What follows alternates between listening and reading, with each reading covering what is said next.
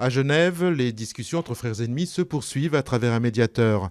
Une mission délicate où tout dépend des gestes concrets de la part de chacun des belligérants. Le chef de la délégation syrienne a envoyé un signe peu encourageant en estimant que les pourparlers de paix n'avaient pas encore officiellement commencé, ajoutant même que la délégation de l'opposition n'était pas sérieuse. L'opposition a annoncé de son côté qu'elle n'ira pas à la réunion mardi avec l'émissaire de l'ONU. Le Modern Express poursuit son transfert vers les côtes espagnoles. Le bateau, remorqué depuis lundi, a quitté mardi la zone exclusive économique française en direction de Bilbao, où il devrait arriver dans la soirée. Être ou ne pas être ensemble, telle est la question entre l'Union européenne et le Royaume-Uni.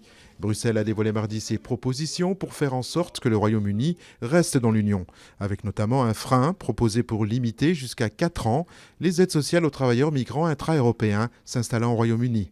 David Cameron a salué de réels progrès dans les domaines où le Royaume-Uni a besoin de changements. Une nouvelle plutôt rassurante, de plus en plus de personnes atteintes d'un cancer sont toujours en vie 5 ans après le diagnostic. Un constat qui émane du 3e rapport sur la survie des adultes atteints de cancer en France métropolitaine. Les cancers concernés, prostate, sein et côlon rectum. Celui du poumon, 4e cancer le plus fréquent, demeure lui toujours très mortel. Pas facile d'inscrire le mot fin sur la belle histoire de Philae installée sur une comète. Muet depuis plus de 6 mois, l'espoir de renouer le contact avec le petit robot est devenu quasi nul, en dépit des efforts des ingénieurs des agences spatiales allemandes et françaises. Au-delà de la déception d'une mort annoncée, le bilan global de la mission est considéré comme largement positif.